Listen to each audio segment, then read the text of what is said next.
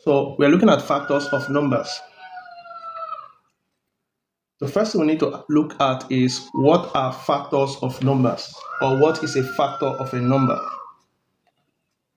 A factor of a number is any number that can divide the given number without leaving a remainder. So whenever you are asked to find a factor of a number, they are simply asking you to find a smaller number that can divide the given number without leaving a remainder. So let's write that down.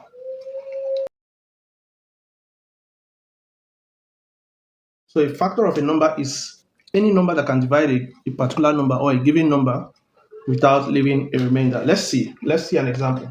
If you have 10 divided by 2, 10 divided by 2 is going to give us 5. Will there be any remainder? When 10 is divided by 2, are we going to have any remainder? The answer is 5 without a remainder. So this means that 2 is a factor of 10. So 2 .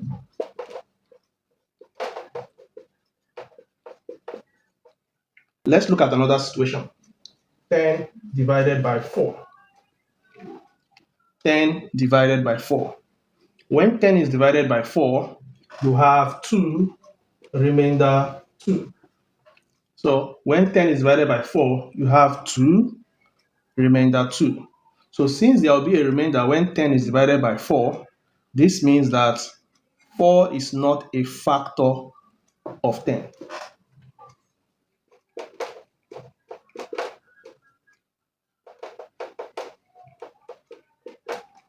When 10 is divided by 4, there is a remainder of 2. This means that 4 is not a factor of 10. A factor of a number is a number that can divide a larger number without leaving a remainder. Before we go ahead to see an example, now the factors of a number have a range, okay? So the smallest factor of any number is 1, and the largest factor of a number is the number itself.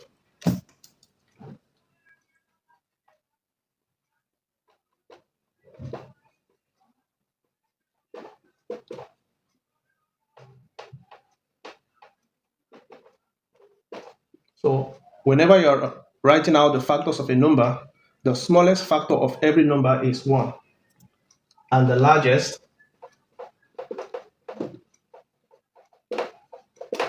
is the number itself.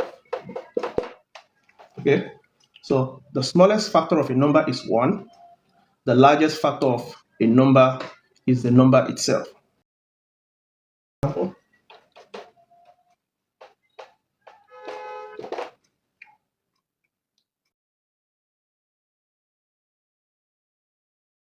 So we're expected to write all the factors of these numbers.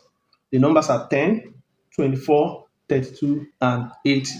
So let's start with the first one, 8, 10. What are the factors of 10? Remember, the factors of a number are all the numbers that can divide that particular number, in this case 10, without leaving a remainder. And we have also agreed that the smallest factor of any number is 1, and the largest factor of that number is the number itself. So that means we already know 2 factors of 10, 1 and 10. Okay, so let's write it, 1, 10. So the remaining factors of 10 are between 1 and 10. The smallest factor of 10 is 1. The largest factor of 10 is 10 itself. All the other factors of 10 are between 1 and 10. So since we know that 1 is a factor, let's go to 2. 10 divided by 2, we are going to have 5 without the remainder. That means 2 is a factor of 10. So we have 2. What about 3? 10 divided by 3, you're going to have 3 remainder 1. That means 3 is not a factor. 10 divided by 4, you're going to have a remainder of 2. 4 is not a factor. 10 divided by 5 is going to give you 2. And we already have 2 here. So 5 is a factor of 10. So when writing the factors of a number, once you get half of that number, then you know that there is no other factor between that halfway and the number itself.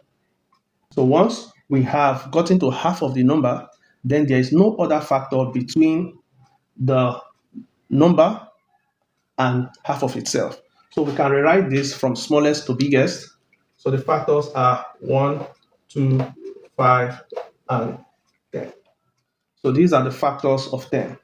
Let's look out for the factors of 24. So B, 24.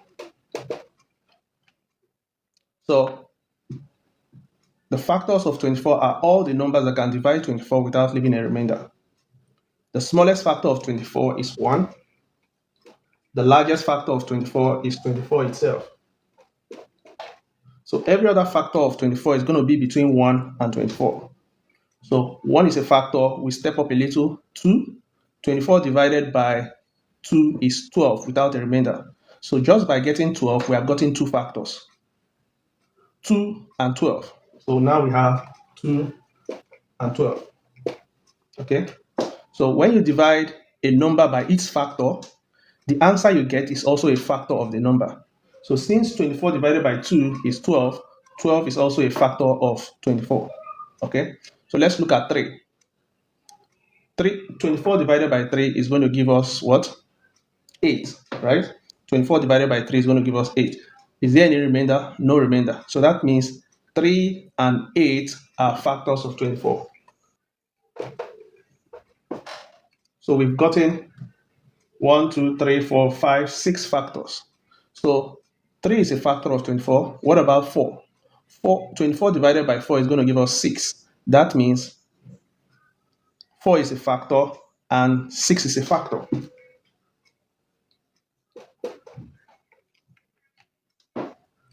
So next, we look at 5. 5 is not a factor of 24. We already have 8. We step up to 7. 7 is not a factor of 24. 9 is not a factor of 24. 10 is not a factor of 24. 11 is not a factor of 24. And now we have 12. 12 is halfway to 24.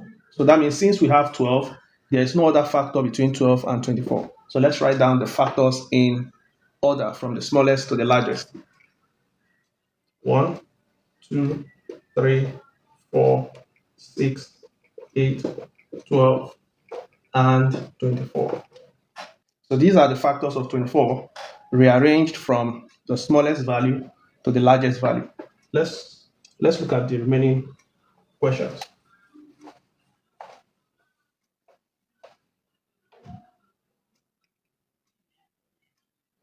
C, we have 32. Factors of 32. So the smallest factor of 32 is 1. The largest factor of 32 is 32 itself. Okay. So we've gotten 1. Let's try out 2. 32 divided by 2 is going to give us 16. That means 2 is a factor of 32. 16 is a factor of 32. So we'll write them down. 16. So we try out 4. 32 divided by 4 gives us 8. So 4 is a factor of 32 and 8 is a factor of 32. So write them down.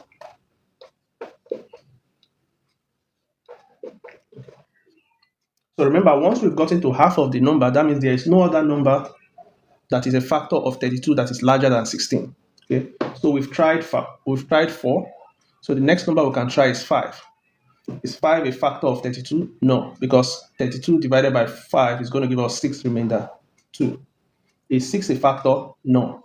What about 7? 7 is not a factor of 32. So that means we have all the factors of 32 over here. So these are 1, 2, 4, 8, 16, and 32. So finally, let's look at the factors of 80.